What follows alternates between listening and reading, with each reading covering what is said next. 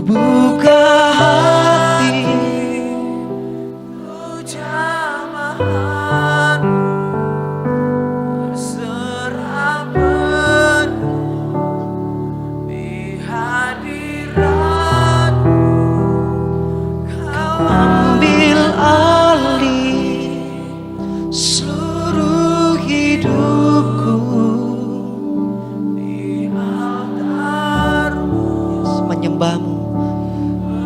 Mari sambil angkat tanganmu katakan, ku buka hati. Ku buka hati untuk jamahan. Kami berserah penuh dalam hadirat-Mu. Ambil alih hidupku Tuhan. Ambil alih seluruh hidupku di altar-Mu, menyembah-Mu di altar-Mu, di altar-Mu, menyembah-Mu di altar-Mu yang kudus, di altar-Mu, menyembah-Mu. Sama-sama kita kasih tepuk tangan yang luar biasa bagi Tuhan kita. Sama-sama tundukkan kepalamu, kita bersatu dalam doa. Bapa dalam surga, dalam nama Tuhan Yesus, kami buka hati kami buka pikiran kami. Jadilah kepada kami menurut apa yang Kau kehendaki. Bahkan jadilah kepada setiap kami menurut apa yang Kau rencanakan. Batalkan rencana kami, biar rencana-Mu yang jadi. Batalkan keinginan kami, biar hanya keinginan-Mu yang jadi. Bentuklah kami menurut seturut dengan kasih setia-Mu. Bentuklah kami seturut dengan rencana-Mu. Terima kasih kami boleh merasakan hadirat-Mu yang kuat di tengah-tengah kami. Terima kasih Engkau telah memakai rekan-rekan hamba-Mu ini sebagai tim pujian penyembahan, menarik hadirat Allah di tengah-tengah kami. Pakai juga hamba-Mu yang telah Kau tibakan di tengah-tengah umat-Mu. Urapi dia Tuhan, setiap kata kalimatnya Tuhan kuasai. Setiap lidah bibir perkataannya Tuhan yang campur tangan. Kata kalimat yang keluar tidak ada kata kalimat yang sia-sia. Kata kalimat yang keluar kata kalimat yang penuh kuasa. Kata kalimat pengajaran, peneguhan, mengingatkan, peneguran, bahkan memberikan kami sukacita. Allah Roh Kudus, Engkau disambut di tengah-tengah kami. Berbicaralah atas setiap kami. Buat firman-Mu menjadi sederhana. Buat umat-Mu mengerti, pulang dan diberkati. Segala rancangan si jahat, gangguan kuasa gelap, bahkan gangguan jaringan, kami patahkan kuasanya. Dalam nama Tuhan kami Yesus Kristus kami berdoa dan mengucap syukur. Setiap kita yang siap diberkati kebenaran firman Tuhan, Tiberias Gading Nias, sama-sama kita katakan.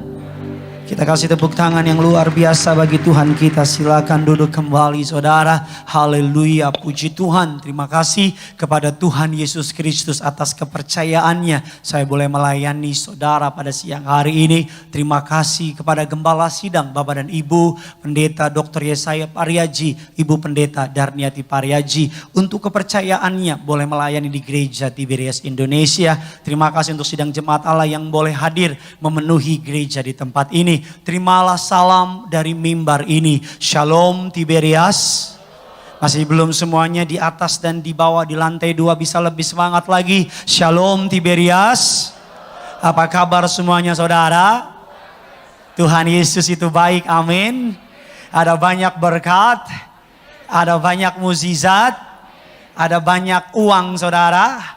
Saya belum melihat tangan-tangan yang diberkati Tuhan Yesus. Bisa lambaikan tangan saudara yang percaya akan diberkati di bulan yang baru. Juga angkat tangan saudara. Kasih tepuk tangan dulu yang luar biasa bagi Tuhan kita. Sebelum kita masuk dalam kebenaran firman Tuhan seperti biasa, mari sama-sama kita mengangkat Alkitab kita. Saudara yang bawa Alkitab, yang Alkitab secara personal, saudara yang ada Alkitabnya di HP saudara, sama-sama angkat Alkitabmu tinggi-tinggi. Jemaat di rumah dan jemaat di gereja, sama-sama angkat Alkitabmu di bagian atas, sama-sama angkat Alkitabmu, angkat HP-mu, sama-sama ikuti doa saya. Dalam nama Tuhan Yesus Kristus. Aku percaya Alkitabku ini adalah firman Allah yang hidup. Aku adalah sama seperti yang difirmankannya. Aku adalah sama seperti yang dijanjikannya. Aku yang terima firman Tuhan, hidupku tidak akan sama lagi. Yang percaya kita katakan amin. Kita sama-sama keluarkan pulpen saudara, keluarkan catatan saudara. Kita akan sama-sama belajar kebenaran firman Tuhan. Masih dalam serial khotbah God Where Are You? Tuhan di mana engkau? Hari ini kita masuk dalam serial terakhir atau serial penutup dengan subtema Victory in the Wilderness. Kemenangan di padang gurun, berkemenangan di padang gurun. Saya orang yang percaya ketika saudara dan saya melalui padang gurun bersama dengan Tuhan, saudara dan saya akan melihat kemenangan. Katakan amin.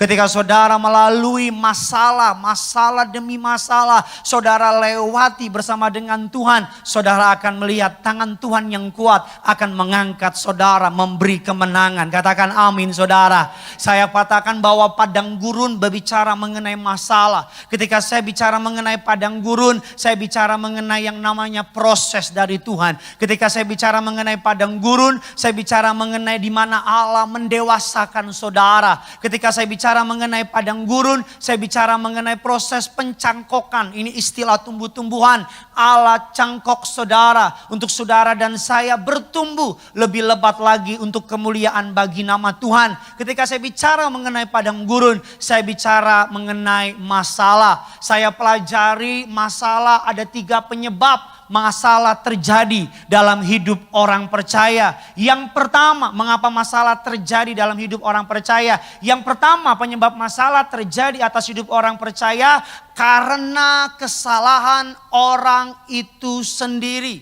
Masalah terjadi karena kita yang salah. Karena kita yang gak taat. Karena kita yang gak mau dengar sama Tuhan. Jadi ketika saudara mengalami masalah, saudara harus cek kenapa ini terjadi. Kalau yang pertama karena saudara salah. Karena saudara tidak mengikuti firman Tuhan. Karena saudara melanggar kebenaran firman Tuhan. Langkah satu-satunya langkah untuk keluar sebagai pemenang ketika saudara terjadi masalah. Karena kesalahanmu cuma satu. Apa Pak Pendeta langkahnya? Bertobat. Amin saudara. Karena kalau masalah saudara yang buat, saudara yang salah. Saudara nggak bisa bilang sama Tuhan ini proses atau Tuhan ingin saya pikul salib. Saudara ganggu istri orang dan suaminya tahu. Saudara dipukulin sampai hancur muka, saudara bilang ini salib yang kupikul. Suka-suka lo aja Bambang hidup ini dibikin. Saudara copet uang orang dan ketahuan sama masa, saudara dipukulin sampai bonyok mukamu. Dan saudara bilang ini kehendak Tuhan. Dari mana kehendak Tuhan? Engkau yang salah, engkau yang ngaco. Kalau masalah terjadi karena engkau berbuat dosa, bertobat. Katakan amin. Karena tanpa pertobatan, satu-satunya doa yang dijawab oleh orang yang tidak bertobat adalah doa pengampunan dosa. Satu-satunya doa yang dijawab ketika saudara berdosa adalah doa pengampunan dosa, doa pertobatan. Yang kedua, mengapa masalah terjadi? Yang pertama saya pelajari karena kita yang salah. Yang kedua, masalah terjadi saya pelajari kitanya sudah benar. Kitanya sudah bertobat, kitanya sudah ikut Tuhan. Tapi kita bergaul karib sama orang yang tidak takut akan Tuhan. Kita bergaul karib sama orang yang tidak mengenal Tuhan. Kita bergaul karib sama orang fasik. Alkitab katakan Tuhan memerintahkan Yunus untuk pergi ke Niniwe, mentobatkan kota Niniwe. Alkitab katakan dari Niniwe Yunus lari dari Tuhan. Dia tidak menuju ke Niniwe, tapi dia menuju ke Tarsis atau ke Tarsus. Dia naik sebuah kapal, lari dari Tuhan. Nakodanya nggak salah, pelautnya nggak salah, orang yang di dalam kapal nggak salah. Tapi karena di dalam kapal ada orang yang bermasalah, makanya orang satu kapal kena masalah. Jadi kalau hari ini saudara sudah bertobat, sudah cinta Tuhan. Tapi saudara berbisnis sama orang, bergaul karib sama orang yang fasik, yang tidak cinta Tuhan, yang benci Tuhan. Dan saudara tiba-tiba menghadapi masalah bukan karena saudara yang salah. Seorang bijak mengatakan demikian, show me your friend and I will show you your future. Kasih lihat sama saya, teman-teman kamu. Saya akan kasih lihat sama kamu bagaimana masa depan kamu. Saudara bergaul sama tukang sate, lama-lama badanmu bau sate. Saudara bergaul sama yang namanya tukang parfum, lama-lama badanmu bau Far from as simple as that. Yang ketiga ini mau saya bahas. Mengapa masalah terjadi? Bukan karena kita yang berdosa. Bukan karena kita bergaul sama orang yang salah. Tapi yang ketiga, kita sudah hidup benar. Kita sudah bertobat. Kita sudah sungguh-sungguh ikut Tuhan. Tiap jam 2 siang ikut pendeta boyband Korea Utara di sini. Gideon Simanjuntak BTS. Batak tembak langsung. Tiba-tiba all of sudden api dari Tuhan membakar saudara. Kalau saudara hari ini saudara berpikir, kenapa ya? Saya sudah hidup baik. Saya sudah benar. Saya sudah nggak aneh-aneh. Pasangan saya yang ala Ion sudah saya putusin. Itu terjemahan Ibrani kuno. Pasangan saya yang aneh-aneh udah saya putusin. Tapi kenapa ya? Kok tiba-tiba saya punya banyak masalah? Jangan takut, jangan khawatir, jangan sedih. Semata-mata Tuhan sedang mempersiapkan saudara. Tuhan sedang mendewasakan saudara. Kita akan masuk dalam kebenaran firman Tuhan.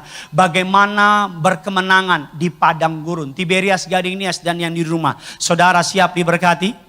Yang siap diberkati bisa lambaikan tangan saudara dulu. Di atas, di bawah. Tepuk tangan yang luar biasa bagi Tuhan kita. 1 Yohanes 5 ayatnya yang keempat. Mari sama-sama kita baca dengan semangat 45. 1, 2, 3, ya.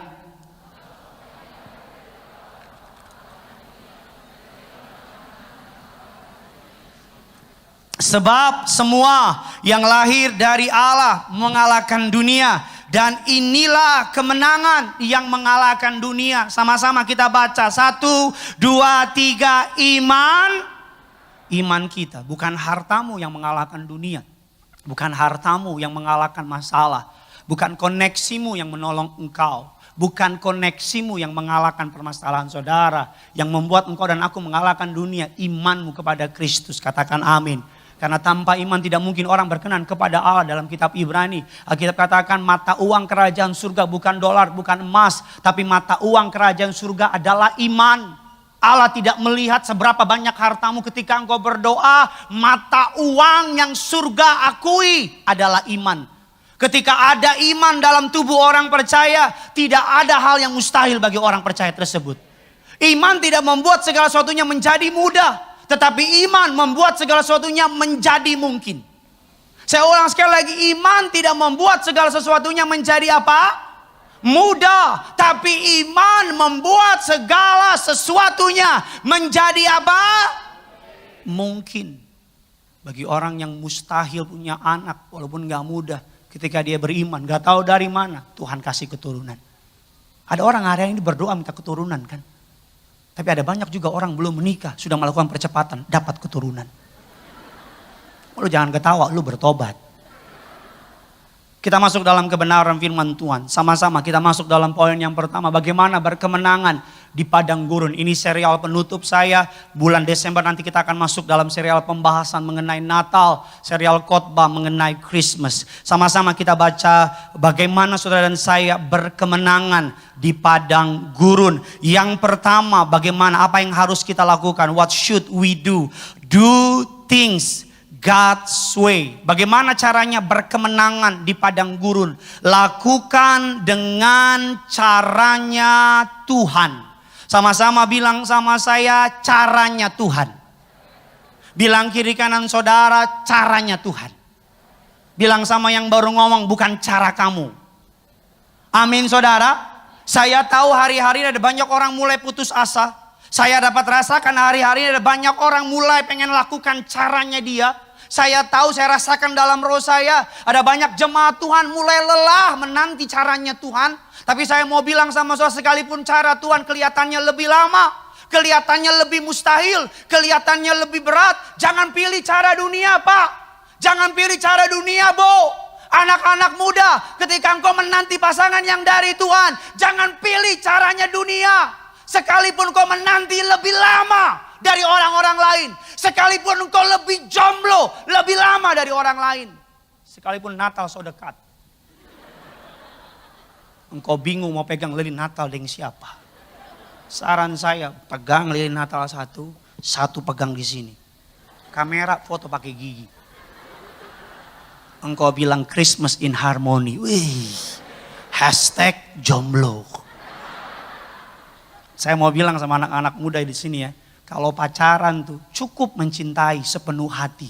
Nggak usah sepenuh jiwa. Benar. Kalau pacaran cukup aja mengasihi sepenuh hati. Nggak usah sepenuh jiwa. Karena kalau putus engkau cukup sakit hati. Nggak sakit jiwa. Hai. Lakukan dengan cara Tuhan. Cara dunia mungkin kelihatannya lebih mudah.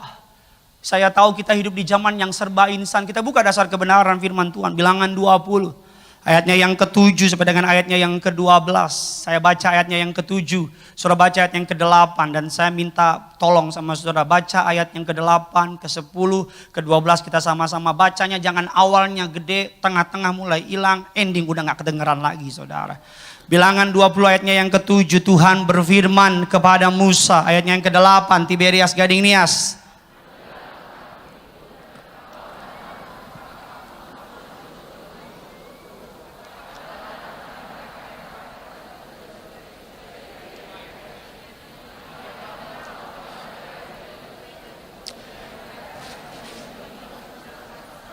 Lalu Musa mengambil tongkat itu dari hadapan Allah seperti yang diperintahkannya kepadamu. 10 saudara. Berkatalah ia kepada mereka, hai orang-orang durhaka, apakah kami harus? Ayat yang ke-11, sesudah itu Musa mengangkat tangannya lalu memukul bukit batu itu dengan tongkatnya 2 kali. Maka keluarlah banyak air sehingga umat itu dan ternak mereka dapat minum. 12 sama-sama dengan lantang kita baca. Tetapi Tuhan berfirman, karena kamu dan tidak menghormati di depan mata orang Israel, itulah kamu tidak membawa jemaah ini masuk ke negeri yang akan. Saudara bisa lihat saya ke depan. Alkitab katakan bangsa Israel di tengah padang gurun mereka kehausan. Alkitab katakan mereka berteriak kepada Musa dan Harun. Bahkan beberapa dari mereka cenderung berlebihan. Kalau begini lebih baik kami mati di Mesir. Di Mesir ada air dan sebagainya. Alkitab katakan saudara, selalu saya mau bilang ada banyak orang di tengah masa sukar mengingat masa lalu. Ingin kembali ke masa lalu. Bangsa Israel ketika menghadapi masa sukar, dia pengen kembali ke Mesir. Dia lebih rela jadi budak daripada harus melewati proses. Ada banyak anak-anak muda gak sabar menanti pasangan yang dari Tuhan. Dia rela kembali ke cowok, ke cewek yang salah, yang sudah menyakiti dia, yang sudah mengecewakan dia. Ada banyak orang hari-hari ini gak tahu bahwa dia berhak dapat yang terbaik dari Tuhan. Saudara tidak diciptakan untuk dapat, maaf ya, barang yang sampah gitu. Saudara tidak diciptakan untuk menjadi biasa-biasa saja. Engkau dan aku diciptakan untuk menjadi hebat dan luar biasa, katakan amin. Alkitab katakan bangsa Israel mereka berteriak meminta air. Musa datang dan Harun kepada Allah meminta air. Allah memberi perintah yang spesifik, jelas. Katakanlah di depan mereka, aku akan mengeluarkan air dari bukit batu itu dan air keluar. Tapi Musa karena emosi, Musa karena kecewa, Musa karena udah mulai marah sama orang yang dipimpin. Musa berkata, hai orang-orang durhaka, kepada Allah gak suruh. Musa memukul bukit batu 2 kali, keluarlah air. Kalau kita orang awam kita bilang, Pak Pendeta, yang penting air keluar. Tapi bagi Allah gak demikian. Kalau saudara mau ikut Tuhan, apa yang Tuhan perintahkan, lakukan. Jangan tambahin, jangan kurangin. Katakan amin. Jangan kurangin, jangan tambahin. Persis seperti yang Tuhan perintahkan, lakukan. Saya mau bilang sama saudara, ikut Tuhan memang gak pernah masuk akal. Tidak pernah ikut Tuhan masuk akal. Bagaimana mungkin 5 roti 2 ikan kasih makan 5.000 orang, sisa 12 bakul. Gak masuk akal. Bagaimana mungkin orang mati udah 3 hari Lazarus bisa bangkit dari kematian? Gak masuk akal. Kasih tahu sama saya, di tengah pandemi ini banyak jemaat WA saya, justru mereka bukan kekurangan, mereka malah diberkati. Apa masuk akal? Saya lihat jemaat yang saya layani bukannya tambah kurus malah tambah gemuk. Masuk akal apa tidak? Enggak. Enggak masuk akal. Ikut Tuhan gak pernah masuk akal. Suatu hari Petrus semalam-malaman melebar jala, tidak dapat apapun. Petrus kembali ke tempat dia untuk mengembalikan dengan perasaan sedih, kecewa, capek dan lelah. Mirip perasaan kita hari ini. Saudara mungkin mulai lelah karena pandemi ini gak habis-habis. Saudara mulai lelah baca berita, nonton TV. Apalagi ada orang yang baru.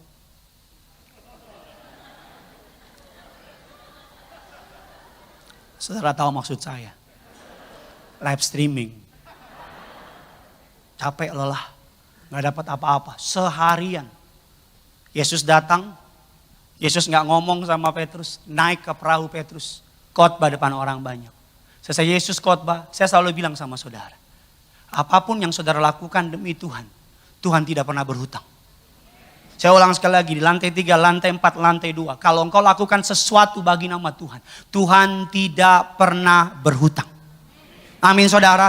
Pegang, kalungkan dalam loh hatimu. Apapun yang kau lakukan bagi kerajaan surga. Tidak pernah berhutang.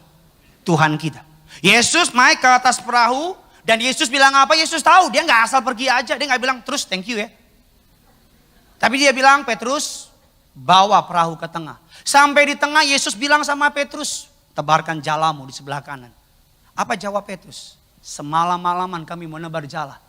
Kami gak dapat apa-apa. Tapi belum titik, baru koma. Koma. Namun karena engkau yang menyuruhnya, kami akan menebar jala juga. Saudara bisa bayangin paradoks di sini. Semalam-malaman usaha manusia tanpa Yesus gak dapat apa-apa. Tapi dengan satu lemparan jala dengan disertai Yesus dapat ikan yang paling banyak dalam hidup dia.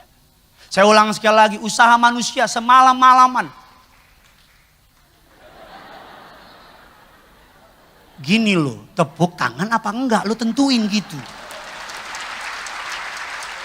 Jangan habis tepuk tangan engkau taruh tanganmu di bawah. Siapa yang tepuk tangan? Bukan gua. Siapa? Gideon yang tepuk tangan. Semalam-malaman Petrus menebar jala without Jesus. Tanpa Yesus gak dapat apa-apa. Tapi sekali Yesus naik ke perahu Petrus. Sekali Petrus menyebar jala dengan Yesus. Dapat ikan yang paling banyak dalam hidupnya. Saya mau bilang sama saudara. Engkau boleh hebat, engkau boleh pintar, engkau boleh bertalenta. Tapi kalau Tuhan tidak sertai saudara, hasil kerjaanmu semak duri. Engkau boleh orang pintar, profesor, dokter, kabulator, bocor, cocor, dan lain-lain. Kok ada yang ketawanya telat itu? Semalam-malaman Petrus nyebar jala gak dapat apa-apa. Kita harus ingat manusia tanpa Tuhan debu tanah. Tuhan tanpa manusia dia tetap Tuhan. Bukan manusia, bukan Tuhan yang butuh manusia. Engkau yang sombong tinggi hati hari ini. Tapi manusia yang butuh Tuhan. Sekali Yesus naik ke perahu Petrus, semua berubah. Petrus saya suka sekali, dia bilang semalam-malaman kami gak dapat apa-apa. Tapi karena engkau yang menyuruhnya, kami akan melakukannya. Kalau Tuhan suruh bu, ampuni suamimu sekalipun dia selingkuh sama saudara.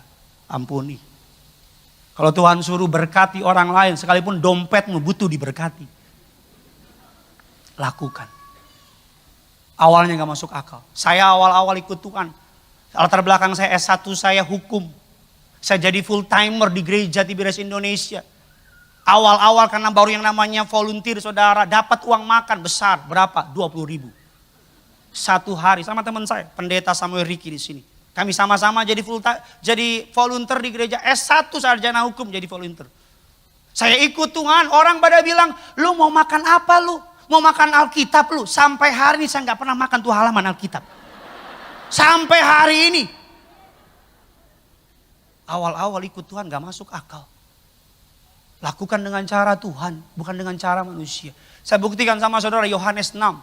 Kisah Yosua 6 ayatnya yang ke-14. Sama-sama kita akan belajar lebih dalam lagi. Yosua 6 ayatnya yang ke-14. Sama-sama Tiberias Kelapa Gading Nias kita baca. 3, 2, 1, iya.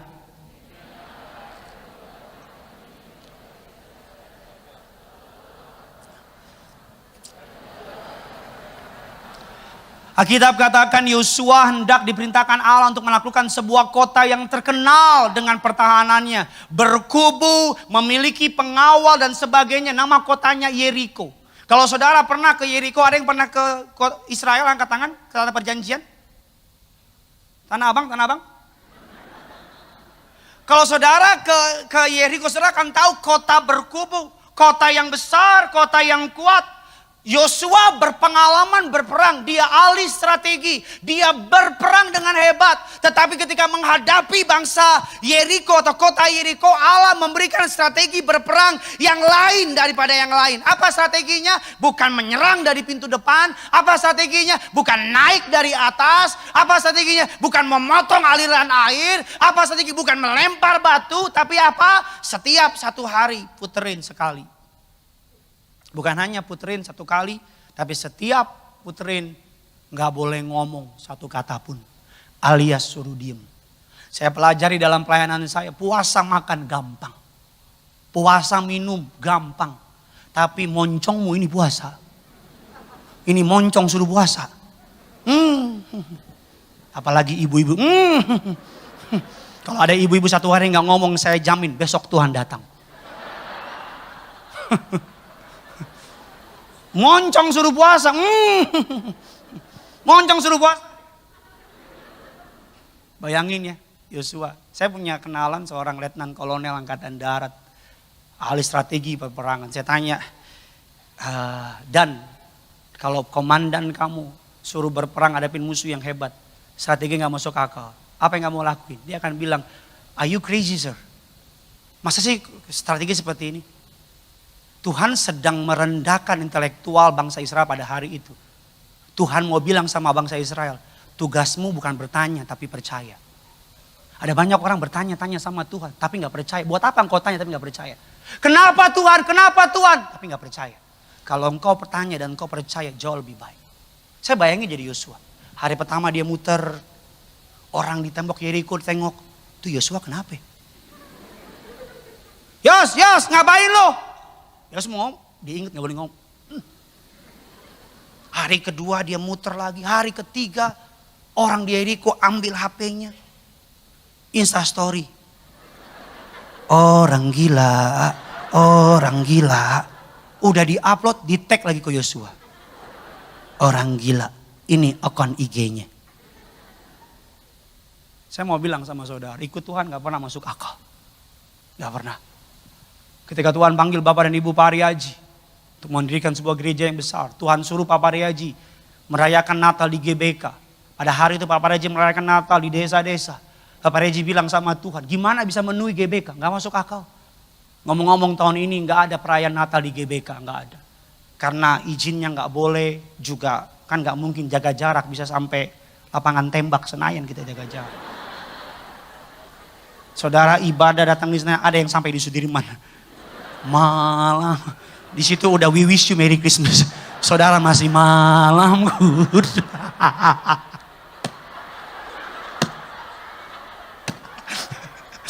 Saudara baru kasih persembahan di sono, inilah darah Yesus. Inilah ngomong apa sih? Saya mau bilang sama saudara, ikut Tuhan gak pernah. Kita buka satu ayat lagi yang menarik. Sama-sama Kejadian 6 ayat yang ke-22. Semakin tidak masuk akal kehidupanmu, semakin percaya kalau itu dari Tuhan. Dia akan membuat segala sesuatu menjadi indah bagi saudara. Kejadian 6 ayat yang ke-22, Tiberias Gading Nias. Yuk sama-sama kita baca. 1, 2, 3, ya.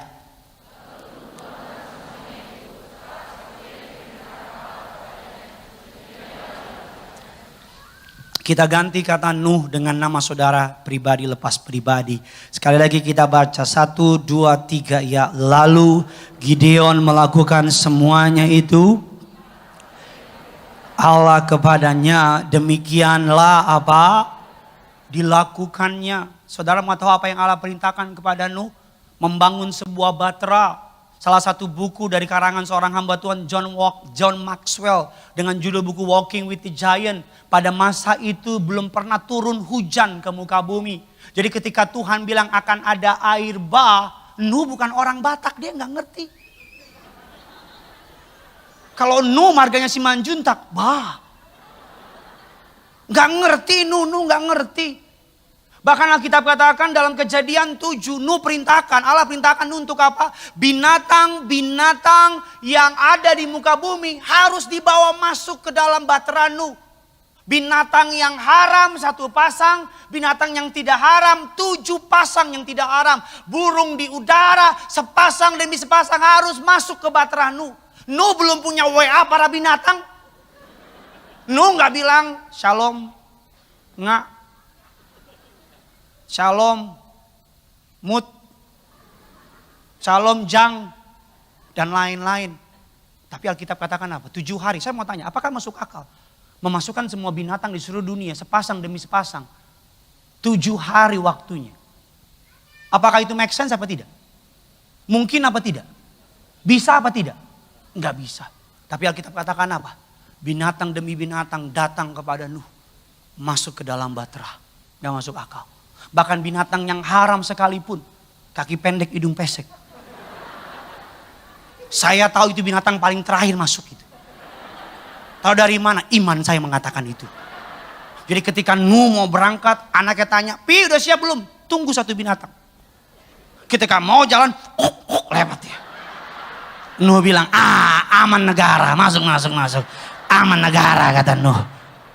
Karena kalau tidak ada itu binatang, saya nggak tahu apa jadinya dunia ini. Kita doa agar pengangkatan itu binatang juga diangkat.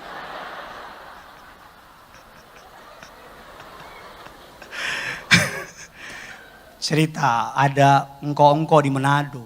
Tiap hari makan babi. Darah tinggi. Dokter bilang, kau mulai hari ini engkau nggak boleh makan makanan binatang di darat. Engkau nggak boleh makan binatang di darat. Kau harus makan binatang yang berenang di air. Pokoknya harus gitu. Kalau enggak bisa mati. Aduh, suka enggak bisa. Kalau engkau makan binatang-binatang yang darat, engkau bisa mati. Seminggu kemudian dokter datang, dokter ketemu sama pembantu. Engkau di mana?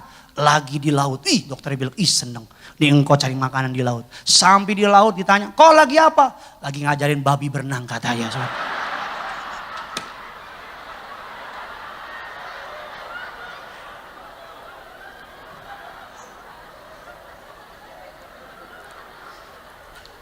Gue khotbah apa sih?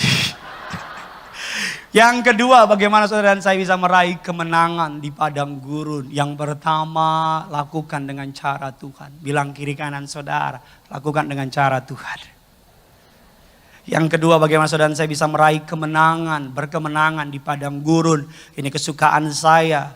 Have the right vision. Memiliki visi yang benar. Efesus 1 ayat yang ke-11. Sama-sama kita baca Tiberias Gading Nias. 1, 2, 3, ya.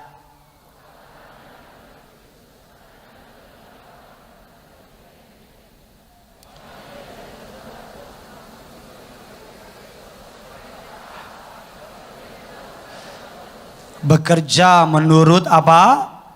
Kehendaknya. Matius 6, 22 dan 23. Sama-sama kita baca. Mata adalah pelita tubuh. Jika matamu baik, teranglah seluruh. Jika matamu gelap, gelaplah seluruh. Jadi jika yang terang yang ada padamu gelap, betapa apa? Gelaplah kegelapan itu. Alkitab katakan bagaimana bisa meraih kemenangan atau berkemenangan di padang gurun. Yang pertama, melakukan dengan caranya Tuhan. Apapun tawaran dunia, whatever the price will be, berapapun harganya, tetap lakukan dengan cara Tuhan. Katakan amin.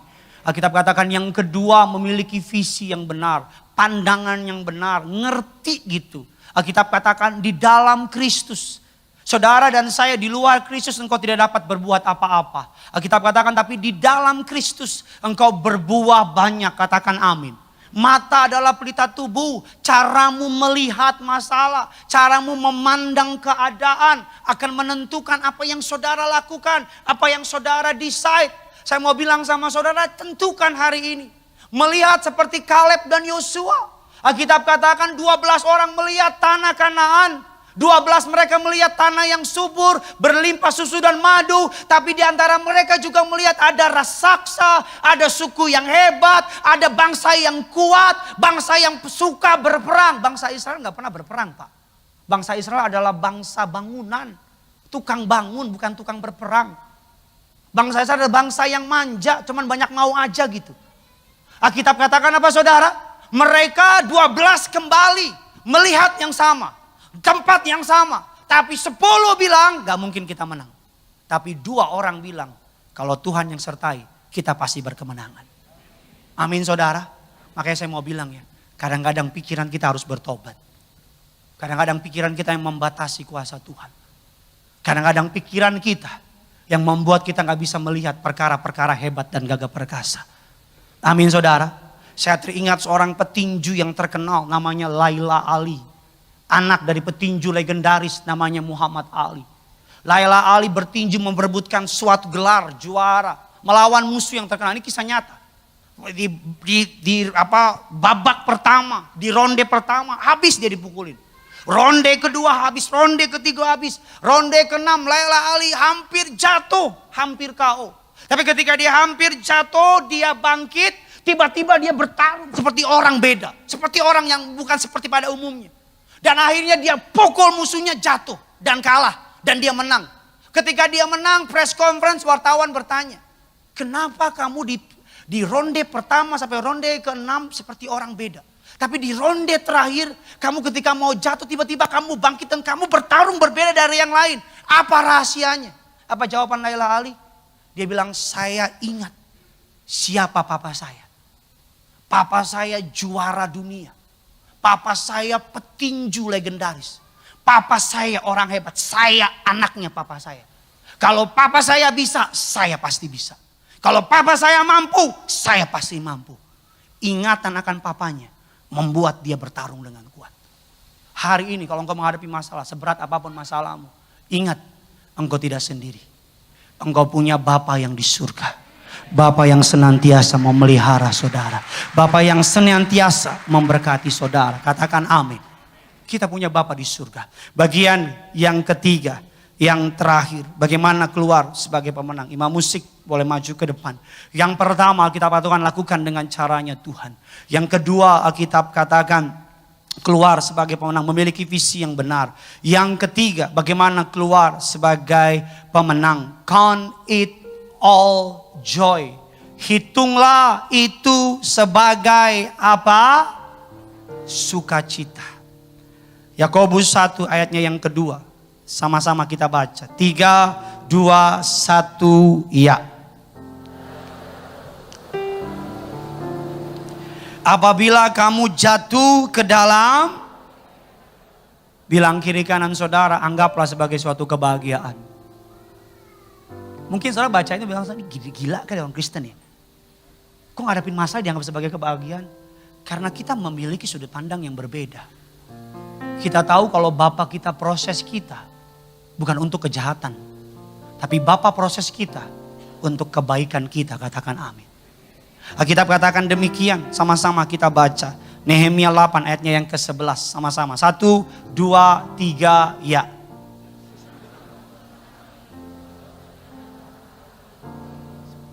Dikatakan demikian ayatnya. Janganlah kamu bersusah hati. Sebab sukacita karena siapa?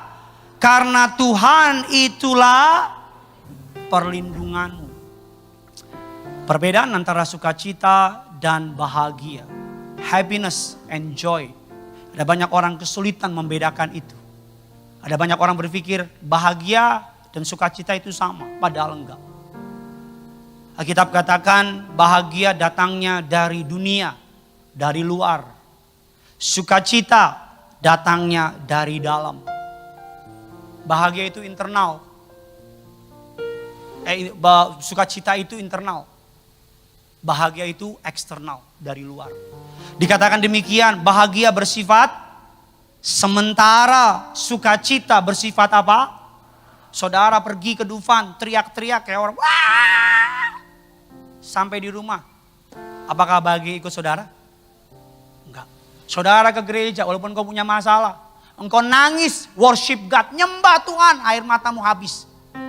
Penuh sukacita. Sampai di rumah, sukacita tetap ada kan? Karena Tuhan. Apa bedanya bahagia dan sukacita? Bahagia belum tentu benar. Sukacita pasti benar. Ada orang bahagia karena ngambil suami orang. Ada orang bahagia karena memuaskan seksualnya. Ada orang bahagia dengan minum-minuman. Apakah itu benar? Enggak. Tapi sukacita yang dari Tuhan pasti mendatangkan kebenaran. Saya mau bilang sama saudara, sukacita bukan keadaan. Sukacita adalah keputusan. Makanya ada banyak orang Kristen di tengah masalah tetap tersenyum. Karena dia tahu ini mengerjakan kebaikan buat dia. Amin saudara. Jangan buru-buru bilang 2020 tahun yang berat, tahun yang jahat, tahun yang mengerikan. Karena masih ada 1 bulan Desember ini. Saya punya iman. Saya mengucap syukur Natal jatuh di bulan terakhir. Kenapa? Karena saudara di bulan-bulan awal engkau boleh hancur, berantakan dan sebagainya. Tapi kalau engkau datang di bulan terakhir ini sama Tuhan, semua yang terhilang di bulan-bulan yang lalu, Tuhan akan gantikan di bulan Desember, bulan Natal ini sebagai saudara. Amin. Jangan buru-buru bilang 2020 tahun yang mengerikan, tahun yang menyebalkan, tahun yang menghancurkan. Jangan. Bisa jadi tahun 2020 kalau engkau datang sama Tuhan akan menjadi tahun terbaik yang pernah engkau lewati. Amin. Sabar, sabar. Tetap bersukacita dalam Tuhan. Tetap ke gereja. Tetap cari Tuhan. Orang sakitin, balas dengan senyuman. Orang ngomongin, balas dengan doa. Jangan tanya sama Tuhan, God, where are you? Saya takut Tuhan tanya, bukan saya di mana, tapi Tuhan tanya, kamu yang di mana? Kalau saudara hidup tidak bertobat dan saudara mengalami masa saudara bilang, Tuhan di mana engkau? Tuhan bilang, aku di sini. Bukan aku yang menjauh, kamu yang menjauh dari aku. Kalau saudara kerjaannya maaf ya, zina, cabul, dusta, nipu, dan Tuhan proses saudara-saudara teriak, God, where are you? Kalau saudara nggak pernah ke gereja, nggak pernah baca Alkitab, tidak cinta Tuhan dan ada masalah, dan saudara teriak, Tuhan di mana engkau? Jangan tanya Tuhan di mana, tanya engkau yang di mana.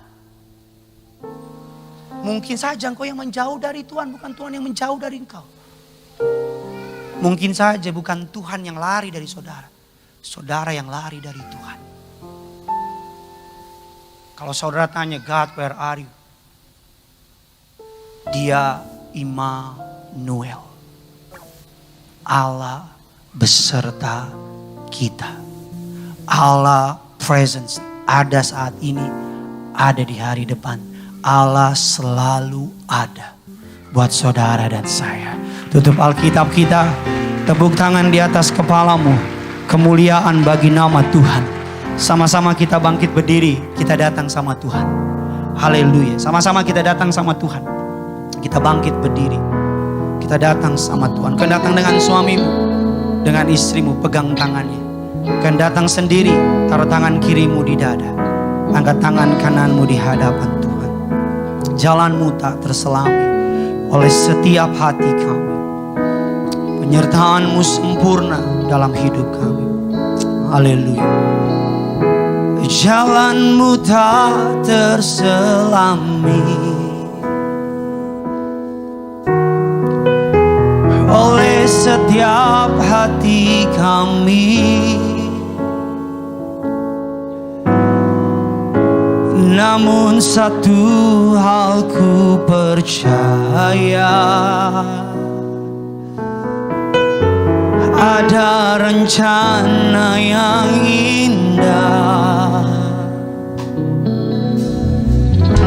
Tiada terukur kasih-Mu, heran dan besar bagiku, heran dan besar bagiku. Arti kehadiran-Mu selalu nyata di dalam hidupku. Penyertaan-Mu sempurna, rancangan-Mu penuh damai, aman dan sejahtera.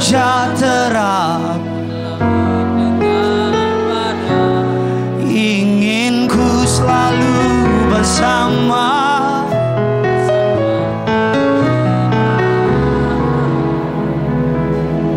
arti kehadiran-Mu Tuhan. Sama-sama kita kasih tepuk tangan bagi Tuhan kita. Katakan, jalan-Mu tak terselami, jalan-Mu tak setiap hati kami, oleh setiap hati kami. Sama-sama angkat tanganmu dengan bangga, katakan siang hari ini bilang sama Tuhan, ada rencana yang indah, ada rencana yang indah, tiada terduga kasih-Mu Tuhan, terduga kasih. Dengan bangga bilang sama Tuhan, heran dan besar bagiku, heran dan besar bagiku, arti kehadiran-Mu selalu nyata di dalam hidupku. Penyertaan-Mu sempurna, rancangan-Mu penuh damai, aman dan sejahtera walau di tengah badai. Ingin ku selalu bersama, rasakan keindahan arti kehadiran-Mu. Mari sama-sama kita kasih tepuk tangan, sorak-sorai bagi Tuhan kita sambil angkat tanganmu. Penyertaan-Mu sempurna, rancangan-Mu penuh damai, aman dan sejahtera walau di tengah badai. Ingin ku selalu bersama, rasakan keindahan arti kehadiran-Mu. Mari biar setiap jemaat Tuhan sambil angkat tanganmu. Penyertaan-Mu, rancangan-Mu penuh damai, aman dan sejahtera walau di tengah badai. Ingin ku selalu bersama, rasakan keindahan arti kehadiran-Mu Tuhan, arti kehadiran-Mu. Kalau saudara enggak keberatan sambil angkat kedua tanganmu. Penyertaan-Mu sempurna, rancangan-Mu penuh damai, aman dan sejahtera di tengah badai. Ingin ku selalu bersama, rasakan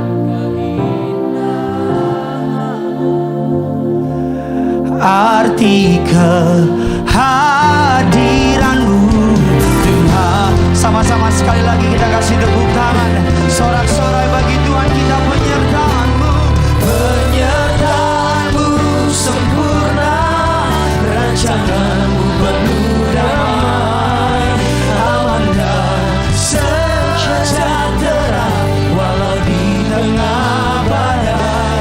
Ingin ku selalu bersama, rasakan keindahan